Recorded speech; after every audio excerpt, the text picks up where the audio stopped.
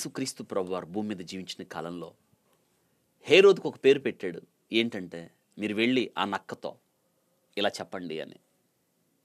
హేరోదుని దేవుడు అంటున్నాడు, నక్కలా అంటాడు.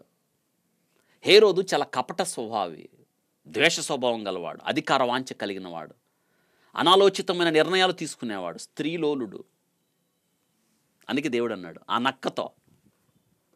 పరిశుద్ధ గ్రంథంలో నక్క ద్రాక్ష తోటలను పాడు చేస్తుందంట. అందుకే ద్రాక్ష తోటలను చెరుపు నక్కలో. సంఘము ద్రాక్ష తోట, వనం సంఘానికి గుర్తుగా ఉంది. క్రైస్తవ జీవితాలు నక్కల వల్ల పాడైపోతున్నాయి. అవునండి, నక్కలను పట్టుకోవాలి. వింటున్నారా? ఆ నక్క తోకలను పట్టుకొని తగలబెట్టాడు ఎవరు? సంసోను. వినండి, ఇక్కడ మనం తెలుసుకోవాల్సిన విషయం, నక్క ఎందుకు ప్రభు ఆ నక్కను గురించి చెప్పాడు? నక్క పరిశుద్ధ గ్రంథంలో అపవిత్రమైంది. జంతువుల జాబితాను చూస్తే లేవియాకాండం 11వ అధ్యాయం మీరు చదివినప్పుడు నక్క అపవిత్రమైందే కనిపిస్తుంది మనకి. అందుకే అపవిత్రమైన జోలికి మనం వెళ్ళొద్దు. నక్క కపట స్వభావం. హేరోదులో ఈ లక్షణాలు కనిపిస్తాయి. మనలో ఉన్నాయేమో సరి చేసుకుందాం. విలాపవాక్యాలు 5:18లో సియోను పర్వతం పాడయింది, నక్కలు దాని మీద తిరుగులాడుచున్నవి అన్నాడు. కపట స్వభావం. సియోను పర్వతం మీద తిరుగులాడుచున్నాయి. జాగ్రత్త.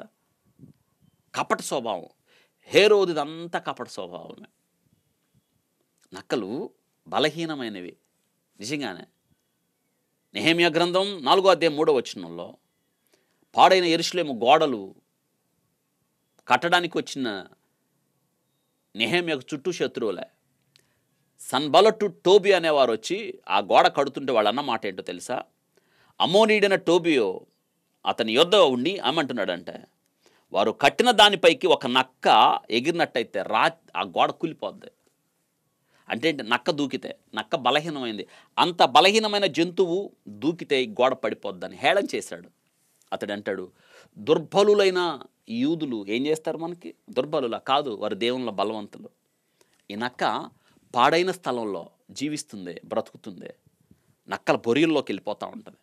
అది బలహీన జంతువే కాదు, కానీ పాడైన స్థితిలో. హెచ్కేల్ గ్రంథం 13:4లో ఇశ్రాయేలీయులారా, మీ ప్రవక్తలు పాడైన స్థలముల్లో ఉండు నక్కలతో సాటిగా ఉన్నారు అని. పాడైన స్థలంలో ఉంటుంది ఈ నక్క, నష్టాన్ని కలుగజేస్తుంది. పరమగీతాలు 2వ అధ్యాయం 15-17 వచనంలో ద్రాక్ష తోటలు పూతపట్టి ఉన్నవి, ద్రాక్ష తోటలు చెరుపు నక్కలు పట్టుకున్నది, సహాయం చేసి గుంట నక్కలను పట్టుకున్నది. ద్రాక్ష తోటలు నక్క, అవును, ద్రాక్ష తోటను పాడు చేస్తుంది, చీకటిని ప్రేమిస్తుంది, నక్కల బొరియల్లో ఉంటుంది. లూకాసు సువార్త 9:58, మత్తయి సువార్త 8:20లో. కాబట్టి ఇక్కడ మనం తెలుసుకోవాల్సిన విషయం ఏంటంటే, నక్క లాంటి స్వభావం మీలో ఉందా? ఈ లక్షణాలు ఉన్నాయి. అందుకే ప్రభు అన్నాడు, ఆ హేరోద్ అన్నాడు, ఆ నక్కతో ఇలాగ చెప్పండి. ఈ లక్షణాలు మనలో ఉన్నాయేమో సరి చేసుకుందాం, ఆ పరిస్థితిని బయటకు వద్దాం, ఆ పాపాలు ఒప్పుకుందాం, విడిచిపెడదాం. మనలో ఉన్న ద్వేషం, కపట స్వభావం ఇవన్నీ విడిచిపెట్టి ప్రభు వైపు, ప్రభు పదాల చెంతకొచ్చి ఆయన సన్నిధిలో బ్రతుకుదాం. నక్క వంటి స్వభావం మనలో ఉండడానికి వీలు లేదు. అయితే ఆ నక్క వంటి స్వభావం కలిగిన హేరోదు తన మరణం ఎంత విషాదమో మనకు తెలిసిపోయింది. మనం అలా ఉండద్దు. ఒకవేళ ఈ లక్షణాలు మీలో, పాపము, చీకటి, కపట స్వభావము మీలో, ఆ పాపం వలన బలహీనత, మీరు పాడైన స్థలంలో బ్రతుకుతూ చీకటిని ప్రేమిస్తూ అనేకులకు హాని చేస్తూ బ్రతుకుతున్నారా? విడిచిపెట్టండి. ప్రభు దగ్గరికి వచ్చి క్షమాపణ వేడుకోండి. దేవుడు మీకు ఒక నూతనమైన జీవితాన్ని దేవుడు దయచేస్తాడు.